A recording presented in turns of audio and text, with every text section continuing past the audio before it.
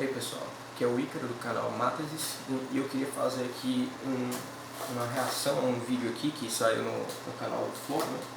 Flow entrevistando um rapaz aqui de outro canal e esse cara resolveu falar uma série de besteiras aí sobre uma variedade de temas, né?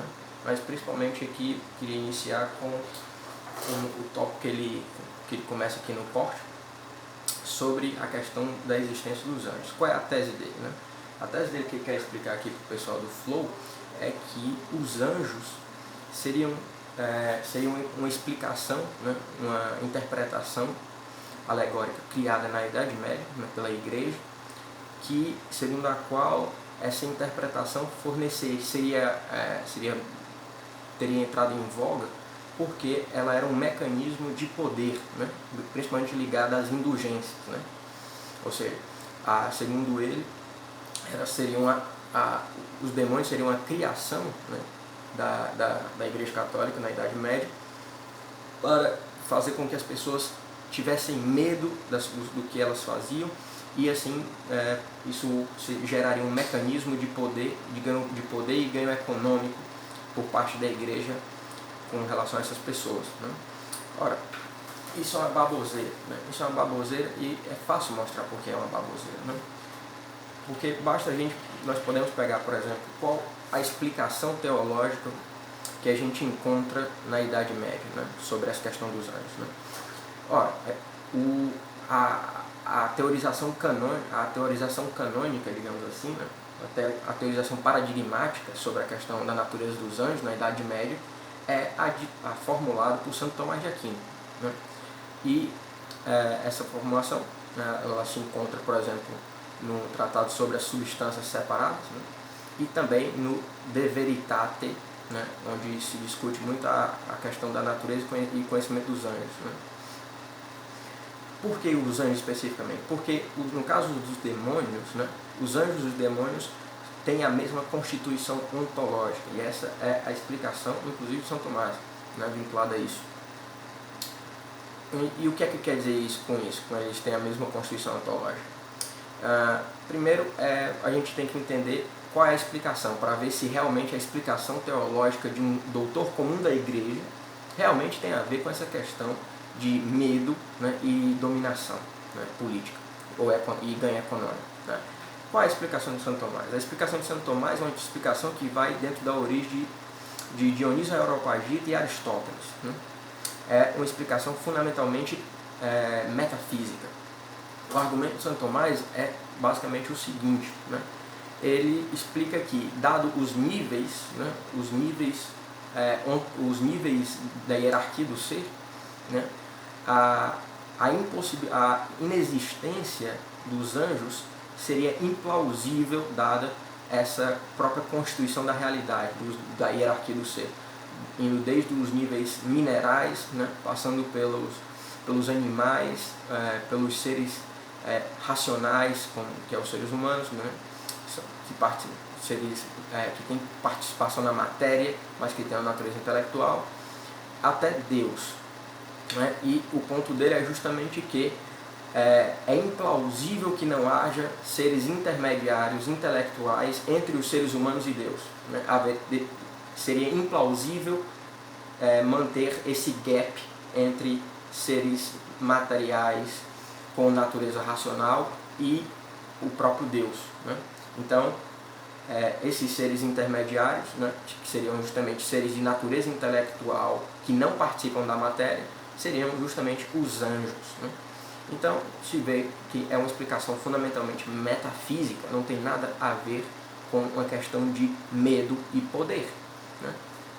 Só por esse simples fato, que qualquer um pode encontrar, inclusive os livros de Santo Tomás na internet hoje em dia, Tratados das Substâncias Separatis e o De Veritate, em alguns artigos, né, do De Veritate, sobre o conhecimento angélico e etc. Então, logo se vê que se o doutor comum da Igreja, na obra do doutor comum da Igreja, né, que é São Tomás de Aquino, não se encontra essa explicação, né, essa orientação de domínio de poder e de indulgências e vinculada ao medo, Então já se conclui claramente que essa explicação desse sujeito é uma completamente baboseira e provavelmente ele é um vigarista.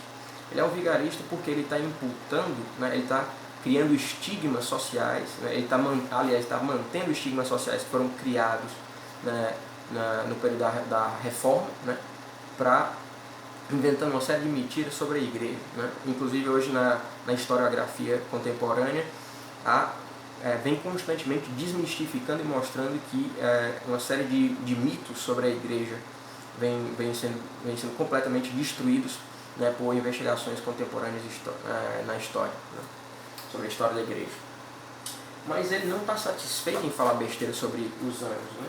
Ele quer insistir em outros temas a mais. Mas basicamente a tese dele é o quê? A tese, como eu falei, é de que os demônios e os anjos, por conseguinte, né, são uma invenção da Igreja Católica na Idade Média para a aquisição de poder e ganho econômico. Né? E eu mostrei basicamente aqui o quê? Eu mostrei basicamente, se a gente tomar um texto paradigmático, né, do papel dos anjos na compreensão, na compreensão católica, não tem nada a ver com isso, não tem nada que ver com isso. Né? Então, se mostra claramente que é um ser que ignora, né, minimamente o próprio assunto que ele se propõe a discutir. Então, ele não satisfeito em falar besteira sobre esse assunto, né, ele também passa a falar besteira sobre outros assuntos. Né? Aqui, vamos ver aqui mais um pouco sobre esse assunto. Aqui, a tese seguinte que ele se volta é sobre a questão de que o rapaz do Flow pergunta para ele se essa explicação alegórica não se aplicaria também a Deus. E ele começa a desenvolver toda uma explicação completamente boboca. Né? Por que é boboca? Basicamente o que ele diz é o seguinte: a fé seria um mecanismo de compensação da dor que nós temos na nossa vida mundana. Né? Novamente, se a gente for pegar as fontes básicas de compreensão da fé, ela novamente não tem nada com compensação de dor. Né? A fé, dentro da tradição católica, é justamente uma virtude teologal. O que quer dizer isso? Quer dizer que é um conhecimento infundido por Deus, né, no intelecto, né, de uma pessoa, que faz com que ela tenha acesso epistêmico a essas verdades e tem uma asserção sobre o conteúdo dessas verdades sabidas. Né? Novamente aqui nós vemos uma orientação fundamentalmente filosófica, nesse caso aqui epistemológica da fé. Ó, a fé aqui é claramente tratada tendo uma orientação epistêmica, cognitiva, não tem nada a ver com medo. Né? Isso é uma coisa uma baboseira que ele fala porque ele não conhece o status questionis sobre a questão da caracterização da fé na tradição cristã. Então, vamos continuar aqui escutando aqui a explicação dele. Aqui ele começa a fazer uma espécie de argumento de autoridade. Né? Ele diz que se você estudar teologia, você vai entender essa tese. Só que o que a gente observa é, a gente para e pensa, não, mas essa tese não é uma tese teológica. Né? Se ele tivesse, provavelmente aqui ele está se referindo à teologia, né? A teologia dogmática, né? A teologia vinculada não a teologia natural, que tem uma orientação filosófica, né? Mas esse é um ponto marginal. O ponto fundamental é que isso não é um objeto de maneira nenhuma da teologia. Né? Isso não é um objeto de maneira nenhuma da teologia. O fato de que o ser humano, na sua própria constituição, né, intrínseca, na sua própria natureza, tenha uma determinada orientação, no caso que ele diz que é de fé, isso é objeto ou de ciência empírica, como a psicologia, as ciências cognitivas, ou, num nível mais profundo, de uma ciência filosófica, no caso, uma parte da metafísica, que é uma parte da ontologia, que é a ontologia aplicada ao ser humano, que seria a antropologia filosófica. Né? Então, novamente aqui ele está falando besteira, normalmente ele não entende do assunto que ele está tratando. Né? Isso não é, essa tese não é uma matéria para ser investigada pela teologia, mas sim por essas disciplinas que eu falei.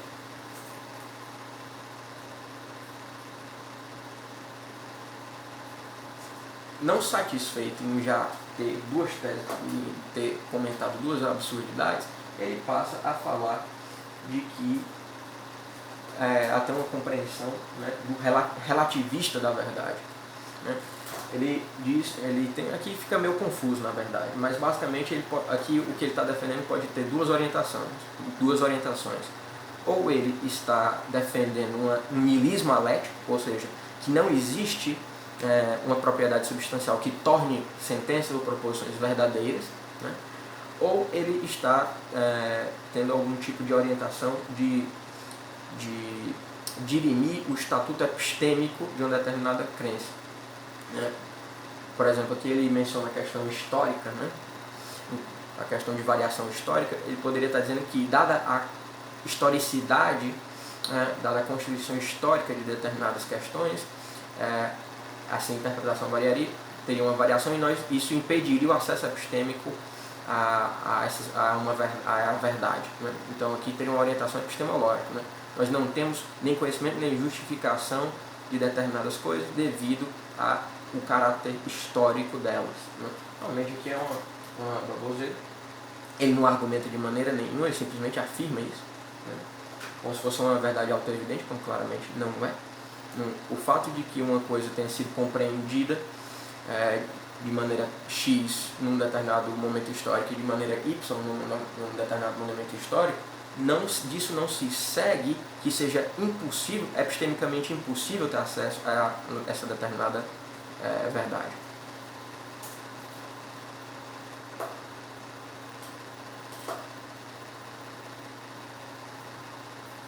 Aqui eles se voltam aqui para o problema da causalidade. Né? Novamente, esse sujeito defende uma babaquice. Né? Ele diz que o próprio princípio de causalidade, né, já excluiria a posição de Deus, a hipótese de Deus. Né? Ora, isso, novamente é uma baboseira.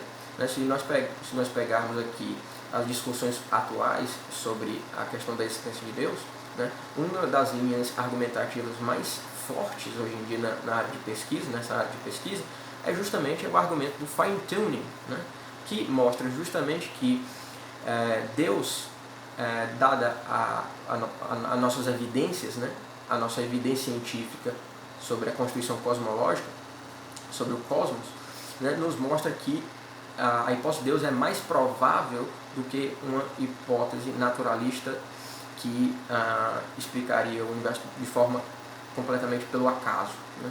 Ou seja, a hipótese de Deus, dada a evidência científica atual, seria mais provável do que uma hipótese ateísta.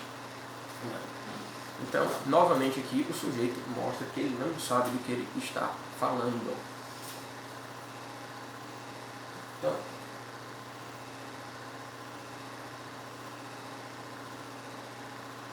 aqui ele se volta a falar uma série de coisas que ele novamente não entende, mas o que se percebe de forma geral aqui, e já ficou claro, e isso é suficiente para estabelecer, é que ele trata-se de um sujeito epistemicamente responsável. Né? Ele não tem domínio sobre o assunto e ele se prontifica não só a falar sobre esse assunto, mas a apresentar publicamente, né? A tratar publicamente e como se ele fosse uma autoridade nesse assunto. Né? Então fica a lição aí, justamente para que as pessoas sejam epistemicamente mais responsáveis em determinadas questões e se coloquem no seu devido lugar. Né? Mas, já falando aqui de outro assunto, né, eu falei no Hangout com o Matheus que eu faria hoje um vídeo sobre o caráter formal, da lógica formal, né, e eu provavelmente colocarei, aviso aí para o pessoal que eu colocarei esse vídeo aí mais tarde, farei esse vídeo aí mais tarde sobre o que é formal na lógica formal. Né? Uma resposta aí a um vídeo do canal É Lógico Pô, do Nicolas. Né? Acompanhe aí. Abraço.